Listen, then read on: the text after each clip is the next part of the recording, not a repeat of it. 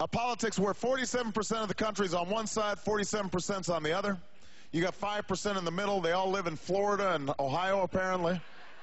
What do you say about that charge, that it's simply the polarization politics of the past if you give the nomination to Hillary Clinton?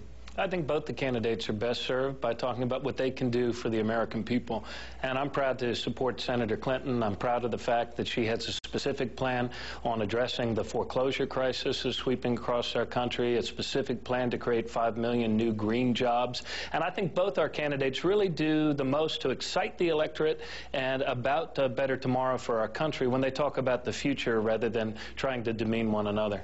Governor Wilder, you hear a lot of criticism of Barack Obama coming from Hillary Clinton supporters, among others, that Senator Obama is simply untested, hasn't been vetted, won't be able to stand up to the Republican attack machine. Here's what Senator Clinton said just the other day. People say to me all the time, you're so specific. You talk about all these things you want to do. Why don't you just come and, you know, really just give us one of these great rhetorical flourishes and then, you know, get everybody all whooped up? Well, I got to tell you, I want you to hold me accountable. All right, Governor Wilder, rhetorical flourishes, clearly a reference that he's a powerful speaker, but he doesn't bring a lot of experience to the table. Well, according to her husband, he's a fairy tale. And that is just a put-down that you just can't accept. Moreover... Well, let me just correct you. Let me just correct you. What I think he was saying was that the argument that that Barack Obama didn't necessarily change his position on Iraq, and that once he became a U.S. senator, he's not necessarily a fairy tale, but his stance on Iraq, he was suggesting, was a fairy tale. And it is not a fairy tale, because whenever he's had the chance to voice opposition to the war, he didn't. He did just that. Since it's been brought up, Mrs. Clinton would have you believe that she had absolutely nothing to do with it.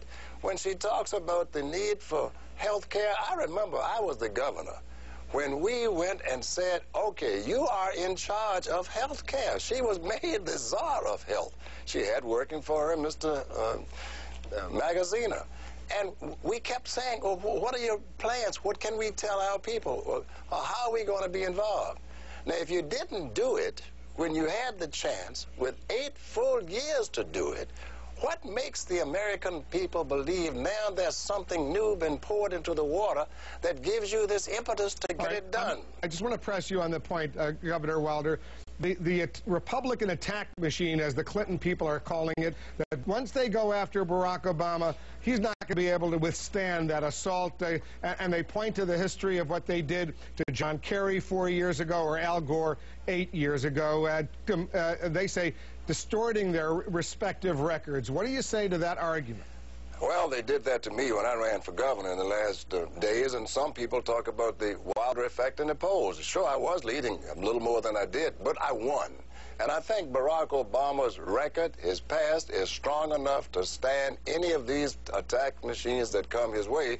And moreover, the American people are crying out for change. They want a difference. They want someone who won't just say, I stood the test. What did you do after you stood the test? Are you going to fight for them? Are you going to bring schools for them? Are you going to get roads and infrastructure for them? Governor O'Malley, you want to respond to that?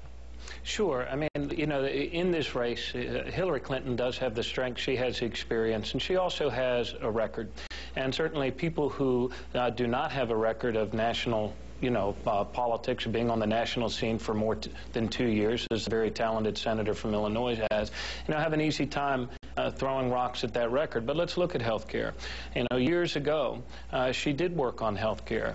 Like many other Democratic administrations before, we were not successful. However, there are millions of children now that do have health care coverage because of the S-CHIP program that she helped craft and create. What's different now? 10 years later, you see people from opposite ends of the spectrum in business, like Walmart, and also with the service employees unions coming together, understanding, as Senator Clinton was trying to tell us years ago, that health care is a major impediment to our nation's economic development, to our ability to create jobs, and our ability to do the right thing, as other industrialized countries have done, to promote universal and actually have universal health care.